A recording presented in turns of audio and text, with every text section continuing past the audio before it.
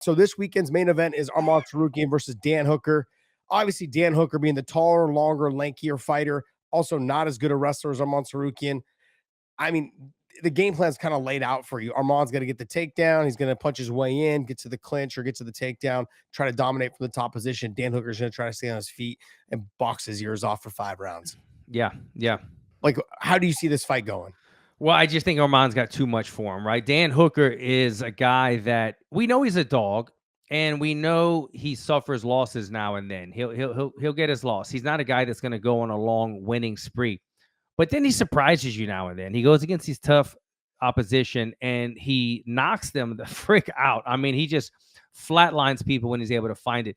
I think Arman's going to be too much. He's too diverse. Arman's a guy that when he kind of came to the States, he was at Black House with me for a year, and we were both southpaws near the same weight class, and we trained every day. And I saw so many tricks. But one thing that the reason I bring that up level when you talk about grappling and striking and just physical strength, you see the physique that he has and the freaking 8-pack and the wrestling neck drills that he warms up with. I think he's going to wrestle Hooker to death. I mean, he's got the ability on the feet. He's very tricky. He's got some very sneaky kicks. But he's not really a combination type fighter as much as he throws 1s or 2s out there or interesting technique, and he gets you down and he just tries to wrestle you into the dirt. I think we're going to see a lot of that. I wouldn't be surprised if he found a submission finish in this matchup as well. Yeah, I think Dan's going to be a little bit difficult for him to finish in terms of submission. I could see him maybe ground and pounding him with some elbows or cutting him open.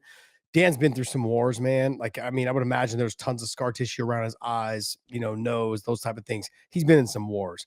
Don't get me wrong. I'm extremely happy with all those wars because I got to sit down and watch because he's one of the most entertaining fighters. I honestly believe no matter what happens in this fight, the fight to make is Max Holloway and Dan Hooker for the BMF title. That is the fight to make. No matter what, I want to see that fight. It's like how haven't these guys fought yet, right? Exactly. I want to see that fight. So Arman Tsarukyan, to me, I think he does get it done. I think he does wrestle really well. He controls the top position. He's able to do some vicious ground and pound from the top.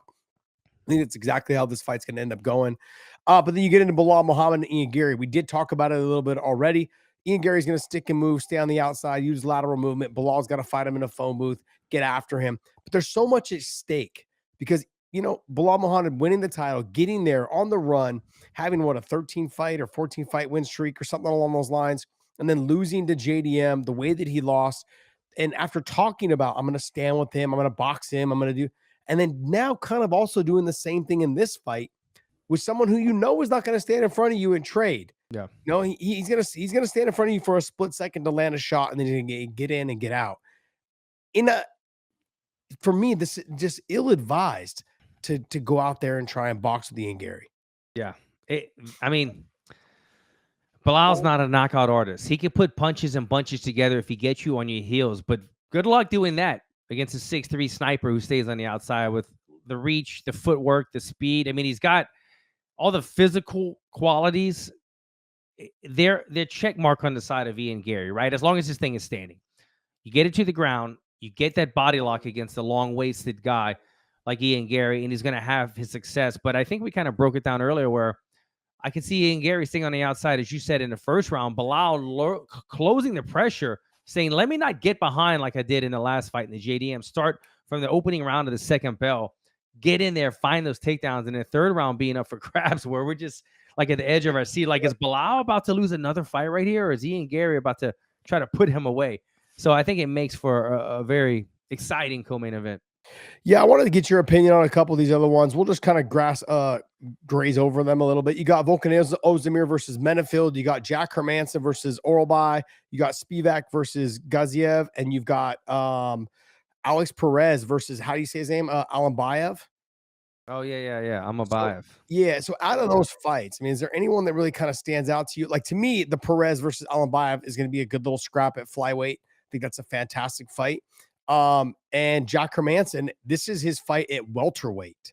So okay, that's what it was. When you said Jack Hermanson, who's an 85er typically, and Mektabek Oralbai, who I believe is a 55er. Thank you very much. Okay, so these guys are meeting at welterweight. Yes, that makes things interesting. Yeah, that's intriguing. I don't think I even realized this is Hermanson making his debut at welterweight. Yes, it is. Wow. Okay, so tough cut right here for the very first time. Orbai going up in weight. Orbai is a guy that can take damage. I mean, Jack's got to be the bigger man as long as he doesn't have a dreadful weight cut. You got to feel like he's going to have this grappling advantage in that matchup. Wow, that's an interesting one right there. And Utsamir, man, Utsamir is a guy that will surprise you now and then he'll show some signs of older in age, had a lot of wars underneath his belt. And Alonzo Manifield, he's kind of like a 100% rate guy, if I can remember correctly. Like, he's either going to knock you out or get knocked out. So it makes for a fun fight in that light heavyweight fight. Yeah, I would agree. Like, I'm looking forward to the Perez and Alambaya because I think that the two of them are going to be like two little ferrets getting after it. There'll be a little bit of wrestling, a little bit of grappling, and also a lot of gunslinging to get into the wrestling and the grappling. It should be a very good fight, entertaining. If I'm a fan at home, I'm like, okay, that's a fight that I definitely want to tune in to watch, just to watch these guys. But the fight to me that I think that is being overlooked, if it ends up being on this like number 6 on the fight card, is Kyoji Horiguchi making his return to the UFC, and he's fighting my boy, I've trained with, is Ulanbekov. So Tagir Ulanbekov is a really good grappler, good wrestler, wow, yeah, good stand-up guy coming out of Khabib's camp. But Horiguchi making his return to the UFC after this long layoff, he's now finally back. And this is a big deal because this weight class needs this little shot in the arm. Horiguchi's been fighting at 135 pretty much against all these bigger guys, and now finally coming back to 125 in the UFC. Has Horiguchi been out for a long time? What's been up with him? Yeah, he went through. He had two big losses. He had a loss to Sergio Pettis where he was dominating Sergio Pettis for 3-4 rounds, and he got caught with a spinning back fist out of a transition out of a head. Sergio's got those spins in him, man. Yeah, so it was, yes, he does. And then, but Horiguchi, obviously the speed, the power on the feet, very tough to take down, comes from a great team, an American Top Team, and he's kind of like the leader of that gym, pretty much, an American Top Team. Everyone says nothing but great things about him, on how talented he is, how good he is. He's an absolute great person, by the way. I've done a lot of work with him, when he was fighting for Bellator, did some work with him when he was fighting for Rising, because I was over there quite a bit. He's a fantastic person as well as a fantastic fighter. Ulanbekov, though, is fantastic as well. Physically strong, I wouldn't say that, but talented in terms of transitions, grappling, striking, all of those things. That's going to be I'm wondering if they're going to keep this fight where it's at, or if they're going to go ahead and try and bump this fight up, because I think it has the potential to be a really good fight. Yeah, this is a scrappy one. I haven't looked at this card yet, man. They've actually got some interesting matchups on here. Topuria's brothers on this card as well, Alexander Topuria. Oh, yeah, yes. Ilya will probably be in the corner there. Yeah, he should be. And then you got Dalby as well down there in the end. But ultimately, I think this card's going to be one of those sleeper cards, which normally after a pay-per-view, we don't get the most stacked cards. Right. I feel like there's a lot of name value on this card. This card could potentially end up being a card that gets overlooked, and it should not get overlooked. I think everyone should tune in for this fight card.